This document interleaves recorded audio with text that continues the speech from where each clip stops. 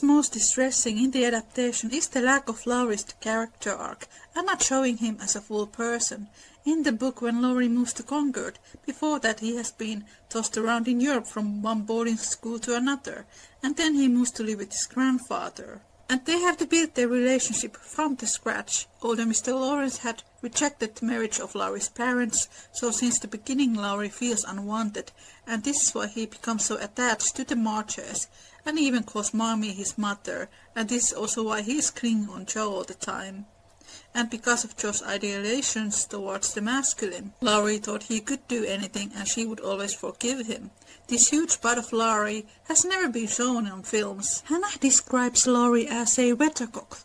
He is a character who has constant mood changes. He can be sensitive, but he also has a high temper, which has never been shown in the films. He can be very inconsiderate towards other people's feelings, like during the time when he forged those letters and hurt Meg. Times when Laurie is sweet and caring are the times when he puts other people before him, like during Beth's illness and when he went to cheer up Amy when she was staying at Aunt March.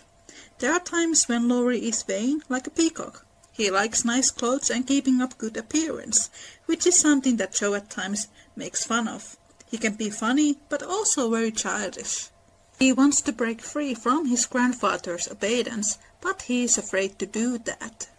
Laurie is an orphan. Relationship with his grandfather is complicated. For older Mr. Lawrence, Laurie resembles both of the children he lost, and this is why he doesn't want to hear music. Because of the painful memories, and I suppose self-blame. It is only with his encounters with Beth that these wounds start to heal. Laurie doesn't like school. He wants to go to Italy and be a composer, and to reconnect with his roots. In films, Friedrich's German background is always mentioned, and it is a big part of his character, but Laurie being Italian-American, it is only once mentioned in the 1994 film, and that's about it. Laurie's temper and his love for music are connected to his Italian background as much as his brown skin. The only adaptations where Laurie actually plays the piano come from the 70s.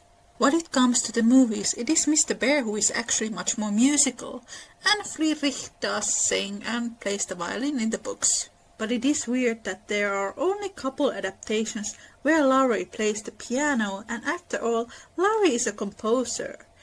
So far, the earlier film versions have had their focus on romanticizing Joe and Laurie instead of giving him a full personality. They followed the Hollywood narrative that the only reason why Laurie exists is to be pretty and to be in love with Joe, and he doesn't have any other aspirations or inspirations outside that. In the beginning of Good Wives, when John and Meg move to their new home, Laurie comes bringing gifts. Knife cleaner that spoils all the knives, soap that takes the skin off one's hands, swiper that leaves all the dirt. Each week when Laurie is on holiday from college, he brings them some random shit. It can be a funny joke for the first couple of times, but it seems that Laurie is doing it for a couple of months. It's a behavior you could expect from a teenager, but not really from a 21-year-old. And John and Meg are poor, Laurie is rich, he could give them something useful. None of Laurie's pranks are never shown in the movies. Big part of Joe's desire to be more boyish, and her being dismissive over feminine, was about showing off. Laurie's pranks were his way of showing off and to get attention, which we can probably lead back for him being an orphan. It is when Laurie goes to college that gender expectations of the time start to have more bigger impact to Joe's and Laurie's behavior. Laurie is not very interested from his studies. He goes to college simply to please his grandfather. Laurie is more of a party boy in college. That is not necessarily a character flaw. Quite many young people go to college to do just that even today. Narrative in the books can be a bit confusing. The fact that Laurie nearly gets expelled a couple of times, it is framed to be an admirable trait in him. In college, Laurie smokes, drinks, plays pool, speaks slang, flirts with girls, gets into fights, and Joe criticizes him for doing these things. Joe doesn't want to do any of these things, but she wishes that she could have the liberty to do whatever she wants without being judged by the society. Jo was very aware of the unfairness of the situation. In the books, Jo never likes Laurie romantically, and his romantic interest only makes Jo feel uncomfortable.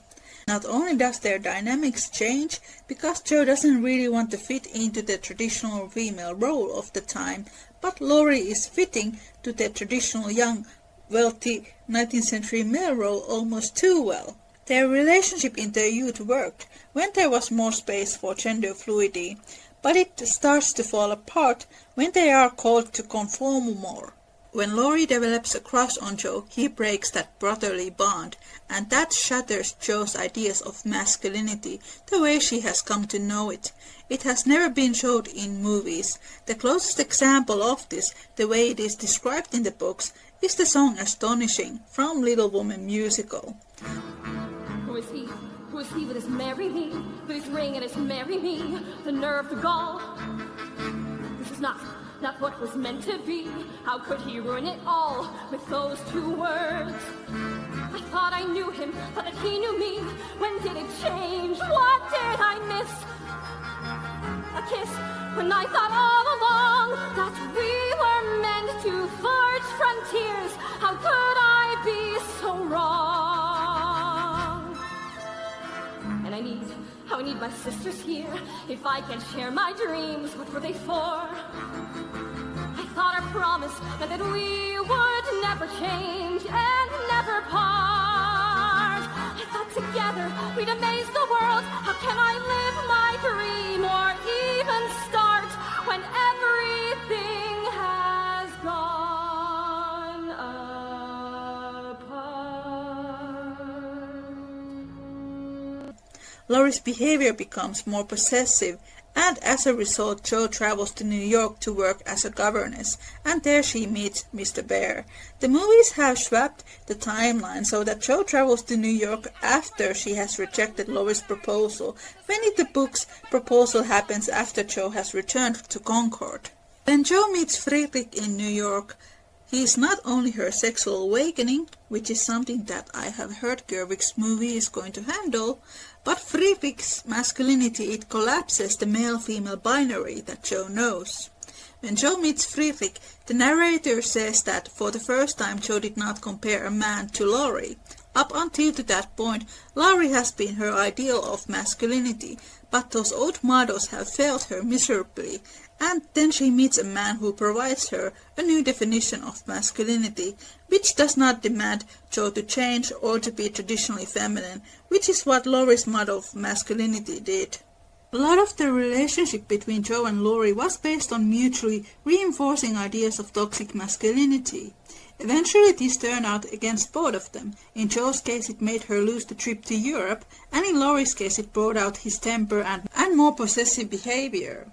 The best example why Jo rejected Laurie's proposal and why she did fall in love with Friedrich is to examine the two proposals. When Laurie proposes Jo, he says that he loves her because Jo has always been so good to him.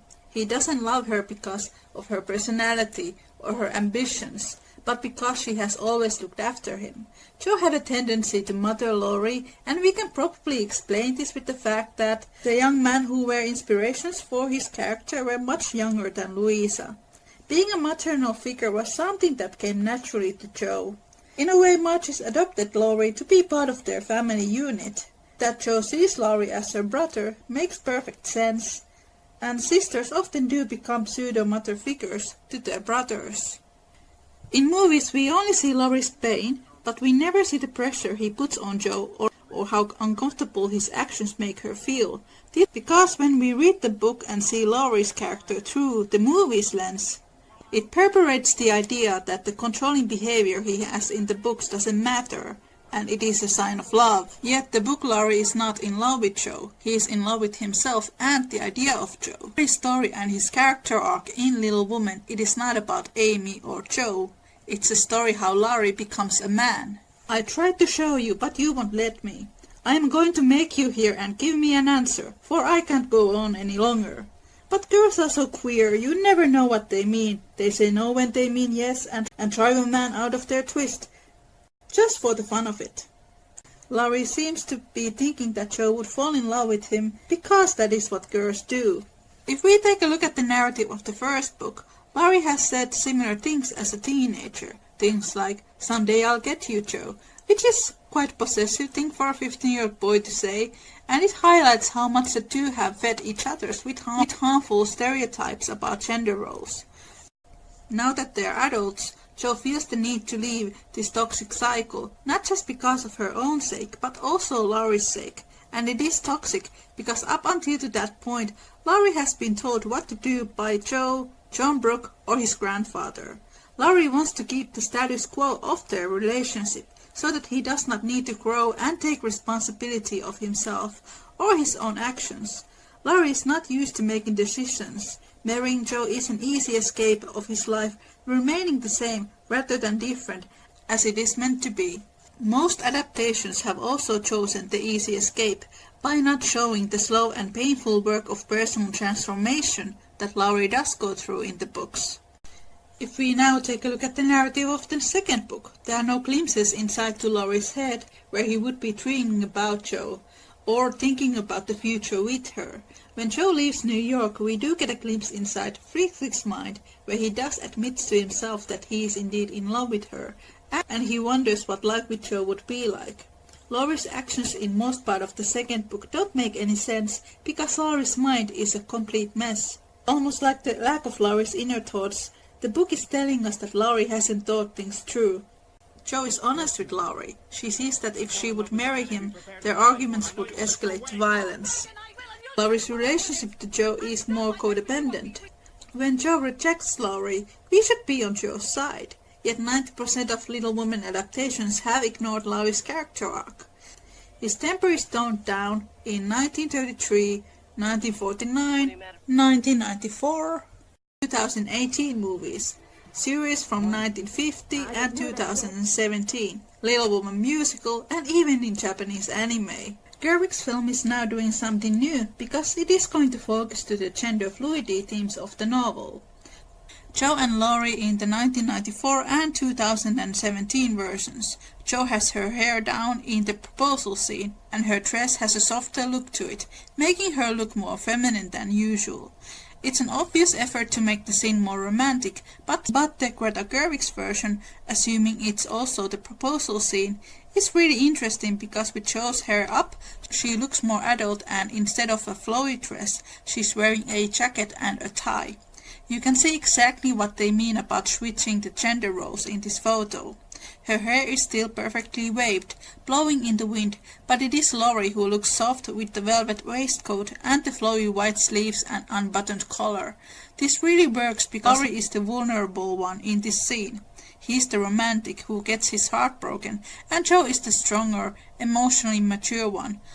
I get why previous versions really want to make Jo pretty for this scene, but having her look masculine, and most importantly, grown up, makes a lot of sense for the characters here. Don't tell me that, Jo, I can't bear it now, that you love that old man, that devilish professor you were always writing about. If you say you love him, I know I shall do something desperate. Trying to threat someone you say you love is never a good idea. Instead of seeing any fault in his own actions, Laurie blames it on someone else, and he wants Jo to feel guilty for rejecting him. Then he guilt-trip her even more by saying that she will marry someone, and that she will be a silly woman by going back on her word of never marrying. And Jo has a brilliant response, but Laurie does not want to hear it. Yes, I will live and die for him, if he ever comes and makes me love him in spite of myself, and you must do the best you can. I've done my best, but you won't be reasonable, and it's selfish of you to keep teasing me for what I can't give. I shall always be fond of you, very fond indeed, as a friend, but I'll never marry you, and the sooner you believe it, the better for the both of us. Then Laurie threatens to go to the devil, and behaves like a 19th century brat boy. Laurie's proposal has been traditionally abridged, or the dialogue has been changed. In the adaptations it has been portrayed to be a romantic scene, when in the books it is a conflict. Little Woman is often a misunderstood book because it does something very unique and powerful. Laurie's proposal was never about Jo, it was all about him. Listen to the dialogue with his grandfather afterwards. You won't care to stay at home now, perhaps? I don't intend to run away from a girl. Joe can't prevent my seeing her, and I shall stay and do it as long as I like, interrupted Lorry in a defiant tone. Not if you're the gentleman I think of you. I am disappointed, but the girl can't help it, and the only thing left for you to do is to go away for a time. Where will you go? Anywhere, I don't care what becomes of me. And Lorry got up with a reckless laugh that grated on his grandfather's ear. It is still all about him, and he still wants to make Joe feel guilty. Thank God for the grandfather.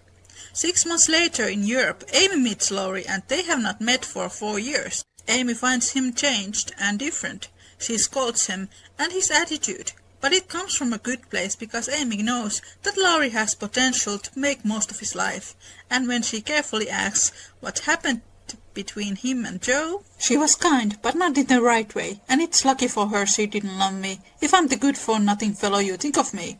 It's her fault though, and you may tell her so. It's still all about him, not about Joe. Amy's lecture did Lorry good, though of course he did not own it till long afterward. Men seldom do, for when women are the advisers, the lords of creation don't take the advice till they have persuaded themselves that it is just what they intended to do. Then they act upon it, and if it succeeds, they give the weaker vessel half the credit of it.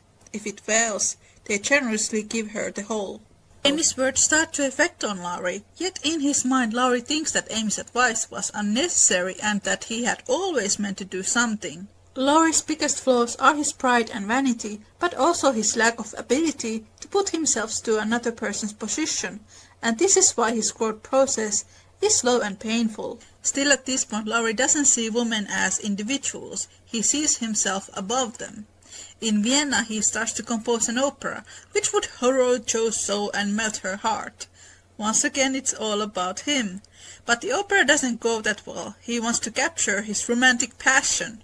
And all things that come to mind are Joe's oddities, faults and freaks.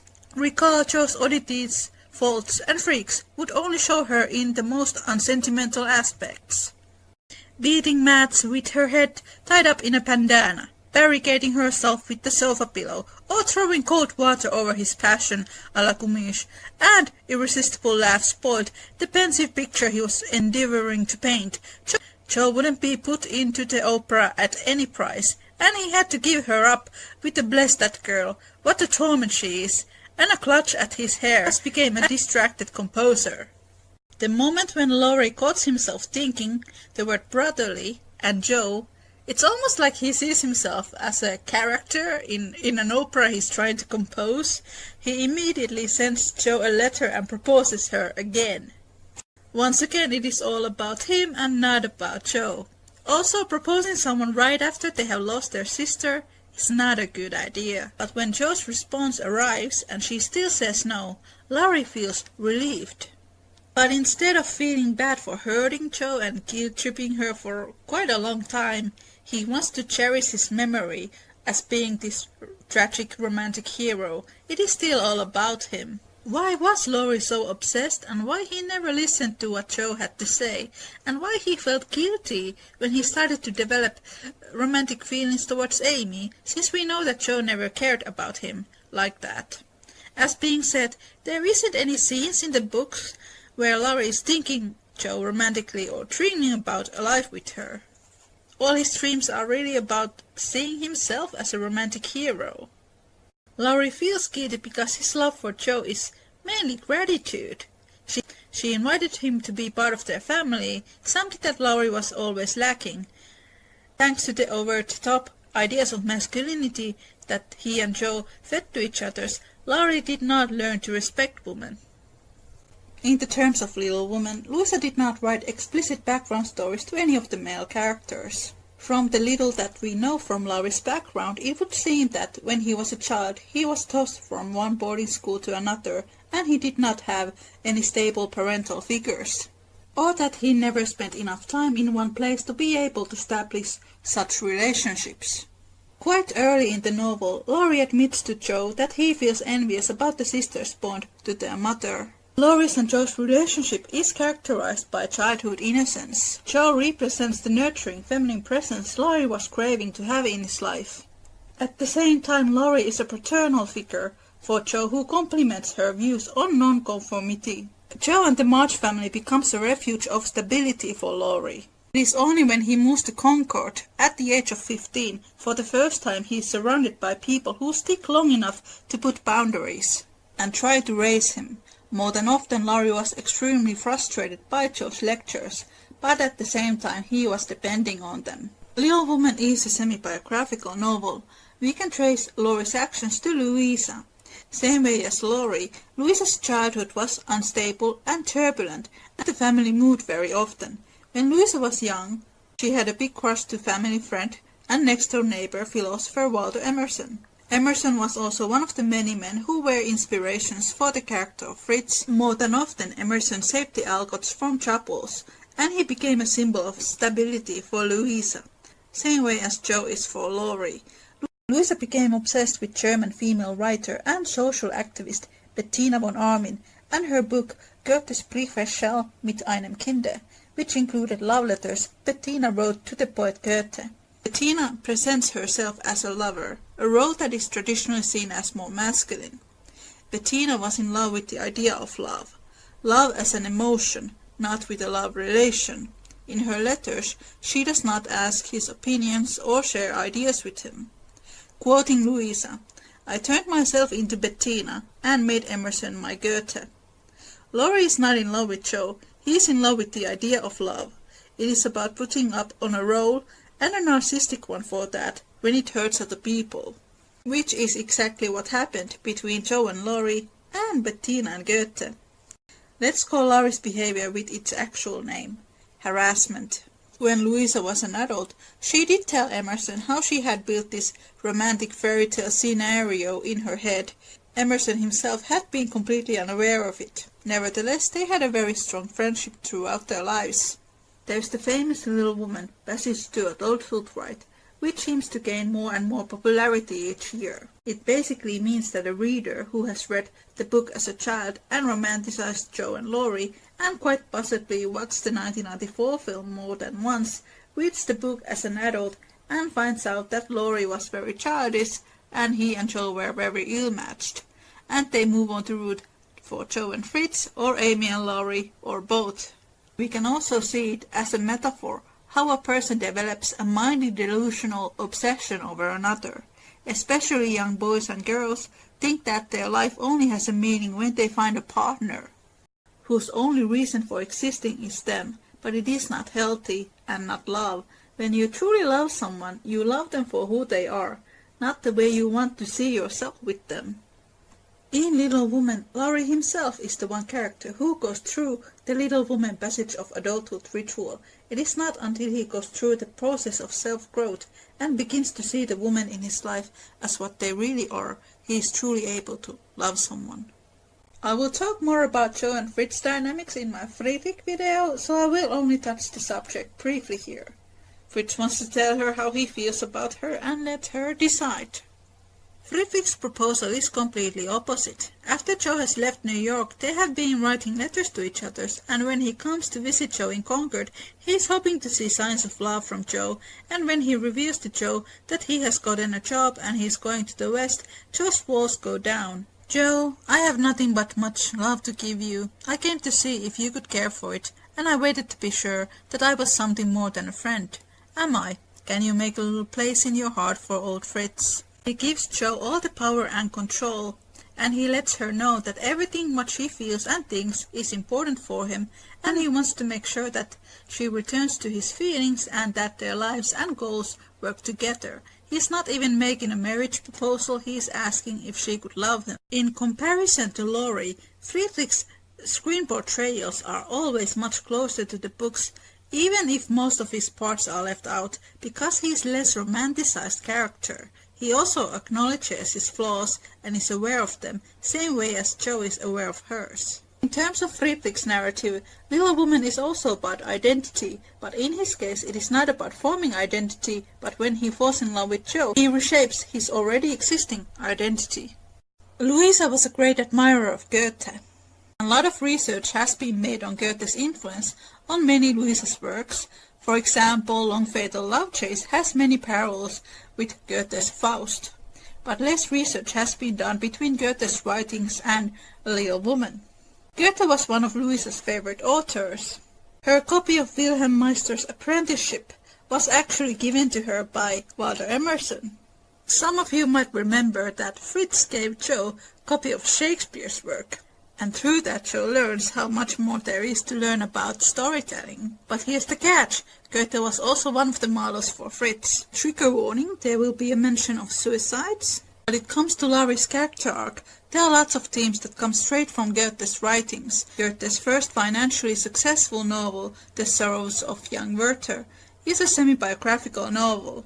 Both protagonists, young Werther and Goethe himself, grew up privileged, same way as Laurie. Werther's love interest, Charlotta, is marrying another worthy man, Albert. Werther makes Charlotta his only sole purpose of his living. He is not only miserable, he is proud of his misery. In fact, he endorses it. As a result, he commits suicide. What kills Werther is not being disappointed in love. It has nothing to do with Charlotta. What kills him is the toxic self-centeredness. What is common with Werther and Laurie is that they are both very sensitive. Same way as Little Woman, The Sorrows of Young Werther has often been misread. Some readers endorsed and glamorized Werther's suicide, and when the book came big, it actually caused a wave of suicides of young people in Germany, who tried to emulate the tragic end of the romantic hero. Wilhelm Meister's Apprenticeship is a story about self-realization. The story centers around Wilhelm, who wants to escape empty, mundane Birch's life of a businessman. After a failed romance, he joins into a theater company. In Wilhelm Meister's Apprenticeship, and in many Goethe's works in general, have elements from Shakespeare's plays. In fact, in the novel's dialogue, there's a great deal of discussion about Shakespeare's work. And Wilhelm's theater group also performs a production of Hamlet, where Wilhelm plays the lead. The theater world is filled with seductions, love affairs, and scandals. The more Wilhelm sees it, the more he dislikes it, and he realizes that he is not fitting for this type of lifestyle. What Wilhelm really needs is to figure out who he is and what he wants from life, and how he should live. Both Werther and Wilhelm can be seen as failed genius. They are sensitive and artistic, but they are not creatively productive enough. Laurie in this case is more similar to Wilhelm, because unlike Werther, Laurie goes through the process of self-discovery, and like Wilhelm, Laurie also becomes a husband and a father, and a contributing member of society, which is not something he was before. Is it possible that anyone who has been trying to force Otto's life to fit into Jo's life, simply because they themselves are not happy with Little Woman, have been looking from completely wrong perspective? One of the main principles in Goethe's philosophy is to see and find out the true nature of things in our transitions, in art, love, and fate. Laurie giving up the idea of becoming a great composer is not a failure, but part of his self-discovery. Childhood is over, and the natural desire to harness his talents and energy to something more suitable takes place. Susan Gustafsson, professor of German studies, explains Goethe's views on love. Throughout his many works, Goethe stresses love as the foundation of relationship, and he did so living in a culture where marriage matches were typically determined by economic factors. It was a radical position to take.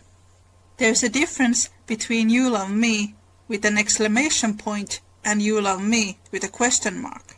The substitution of a question mark for an exclamation point changes the meaning completely. There is a fine line between love and obsession, and the philosophical and psychological exploration of the two is a common theme in Louisa May Alcott's works in general. That if she ever experienced the same feelings and faced the same profound questions of the true nature of love, like her characters in Little Woman, is difficult to tell, but based on the fact that she burned all her journals, which included all information of her romantic encounters, or simply just fantasies of them, and her intense need to protect her reputation, does suggest so.